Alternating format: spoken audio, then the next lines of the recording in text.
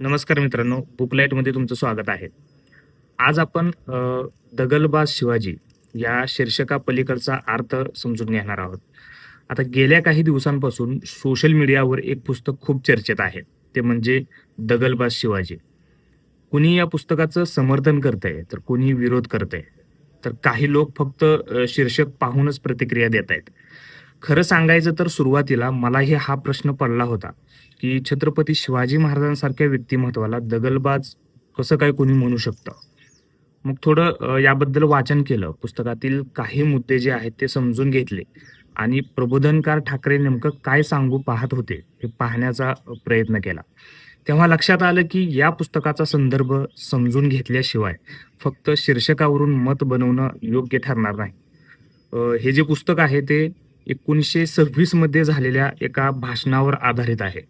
आता प्रबोधनकारांनी दगाबाज आणि दगलबाज या 2 शब्दांमध्ये स्पष्ट फरक करून सांगितला आहे. त्यांच्या मते दगाबाज म्हणजे विश्वासघात करणारा, तर दगलबाज म्हणजे शत्रूला बुद्धीने, रणनीतीने आणि मुत्सद्देगिरीने हरवणारा नेता. आणि इथेच या पुस्तकाचा मुख्य मुद्दा जो आहे तो सुरू होतो. आपण लहानपणापासून शिवाजी महाराजांच्या शौर्याच्या कथा ऐकत आलेलो आहोत. तलवार, युद्ध, किल्ले, स्वराज्य. पण महाराजांची खरी ताकद फक्त शौर्यात नव्हती. ती त्यांच्या बुद्धिमत्तेत होती. गनिमी कावा, शत्रूची मानसिकता ओळखणं, योग्य वेळ साधणं आणि कमी संसाधनांमध्ये मोठ्या शक्तींना हरवणं, ही त्यांची खरी ताकद होती. पुस्तकात अफजल खानाच्या वधाचा प्रसंगाचा उल्लेख येतो. आता हा प्रसंग फक्त युद्धाचा नव्हता. तो एक स्ट्रॅटेजिक मूव्ह होता. महाराजांनी सरळ शक्तीने नव्हे तर बुद्धीने विजय मिळवला होता. शाहिस्तेखानावरचा हल्ला असो किंवा गनिमी कावा, या सर्व घटनांकडे प्रबोधनकार मुत्सद्देगिरी म्हणून पाहतात. पुस्तकात आणखी एक वेगळी तुलना दिसते. शिवाजी महाराज आणि महाभारतातील अर्जुन. प्रबोधनकारांच्या मते अर्जुन युद्धाच्या वेळी भावनिक झाला होता.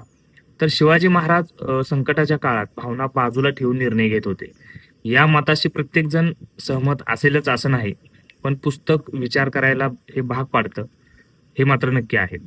माझ्या मते या पुस्तकाची सर्वात महत्त्वाची गोष्ट म्हणजे ते ब्लाइंड वॉरशिप करत नाही.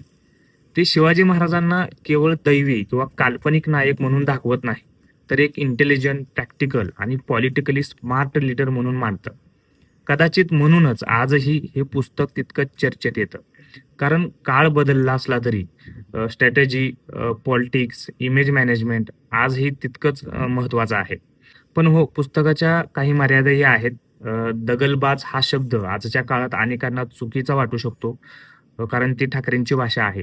शिवाय 1926 मधील भाषा असल्यामुळे काही ठिकाणी वाचन कठीण वाटतं. त्यामुळे संदर्भ न समजून घेतल्यास गैरसमज होण्याची शक्यता नक्कीच आहे. शेवटी एवढंच वाटतं, दगलबाज शिवाजी हे पुस्तक शिवाजी महाराजांची बदनामी करण्यासाठी लिहिलेलं नाही. उलट त्यांच्या राजकीय बुद्धिमत्ता, गनिमी कावा आणि राजकीय मुत्सद्देगिरीला वेगळ्या दृष्टिकोनातून समजून घेण्याचा यामध्ये प्रयत्न केला आहे. मतभेद हे असू शकतात, विरोधही होऊ शकतो, पण एखाद्या पुस्तकाबद्दल मत बनवण्याआधी त्या पुस्तकाचा संदर्भ समजून घेणं आणि ते स्वतः वाचणं खूप महत्त्वाचं आहे. तुम्ही सुद्धा हे पुस्तक नक्की वाचा आणि तुमचं मत कमेंट बॉक्समध्ये चर्चेसाठी नक्की शेअर करा.